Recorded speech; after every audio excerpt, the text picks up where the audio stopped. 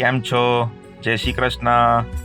15/1/2026 Vadodara SSG હોસ્પિટલની અંદર રોજ સવારે 10:30 વાગે પેશન્ટના સગાઓને જમાડવામાં આવે છે. આજે જમવાની અંદર દાળ, ભાત, શાક, રોટલી, ઢોકળા, માવા કુલ્ફી, ચીક્કી સાથે પાણી આપવામાં આવે છે. આ બધું જ જમવાનું આપણે સ્ટીલની થાળીમાં જમાડીએ છીએ અને આ સેવા 365 દિવસ હોય છે. જો તમને આ સેવા સારી લાગી હોય તો કોમેન્ટમાં જય શ્રી કૃષ્ણ જરૂર લખજો મિત્રો.